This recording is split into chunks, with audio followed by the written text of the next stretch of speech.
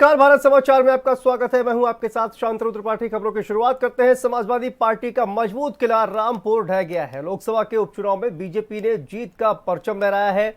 BJP के घनश्याम लोधी तकरीबन 42,000 वोटों से सपा के आसिम रजा को हराने में कामयाब रहे हैं। उपचुनाव में सपा को बिग झटका। आजम के गढ़ में बीजेपी का परचम। सपा का ढह गया मजबूत किला। रामपुर में बीजेपी की बड़ी जीत। आजम का ढहा किला कमल खिला। बीजेपी के घनश्याम लोधी जीते।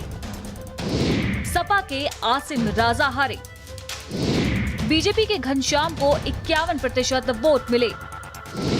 सपा के आसिम राजा को 46% वोट मिले।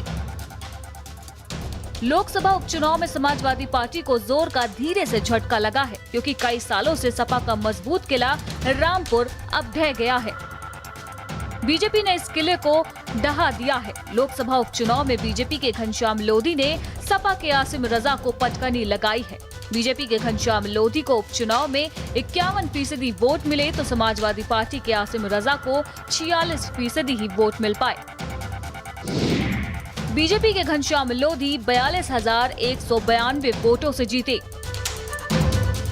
सपा के आसिम रजा को 3,25,056 वोट मिले। बीजेपी के घनश्याम लोधी को 3,67,104 वोट मिले। समाजवादी पार्टी के वरिष्ठ नेता आजम खां के घर में बीजेपी के घनश्याम लोधी विजयी हुए हैं।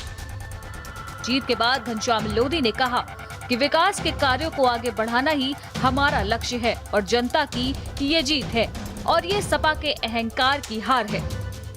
जो पार्टी के नेता उन्हें जाता है और ऐसी धूप में उन्होंने बेचारों ने मेहनत की है। यहाँ जो हमारे कार्यकर्ता हैं लगे रहे बेचारे, उन्होंने ये नहीं देखा कि हम धूप है, गर्मी है, बारिश है, क्या लगे, मतलब रात के 12-12 बजे सोए घर जाकर।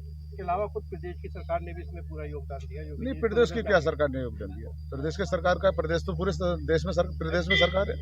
नहीं, जीत के बाद ये धन्यवाद देना चाहूँगा हमारे जो यहाँ के कार्यकर्ता हैं और हमारे जो नेता हैं और जो हमारी आम जनता है, उसे बहुत बहुत धन्यवाद देना चाहता हूँ। एक छोटे से आदमी को अपनी सेवा के लिए चुना उन्होंने। मैं कहना चाहता हूँ ये जो जीत है, हमारा जो नेतृत्व है, माननीय मुख्यमंत्री जी का नेतृत्व, योगी जी का नेतृत्व, माननीय प्रधानमंत्री जी का नेतृत्व और हमारे पार्टी का नेतृत्व जो है, और हमारे कार्यकर्ताओं का, एक एक कार्यकर्ता को जिसने कि इस गर्मी में, कड़ी धूप में मेहनत करके वोट डालने और डलवाने का काम किया है, मैं उनको बधाई देना चाहता हूं कि उन्होंने इस रामपुर का नक्शा बदलने के लिए ये लोकसभा का चुनाव जिताने।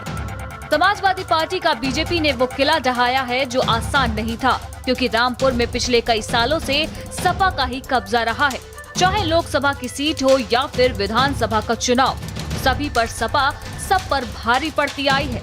लेकिन इस बार बीजेपी को वो सफलता मिली है जो आसान नहीं थी। कुल मिलाकर 2024 के सेमीफिनाले कहे जाने वाले इस उपचुनाव में बीजेपी ने सपा को तगड़ी पटकनी दी है। ब्यूरो रिपोर्ट, भारत समाचार।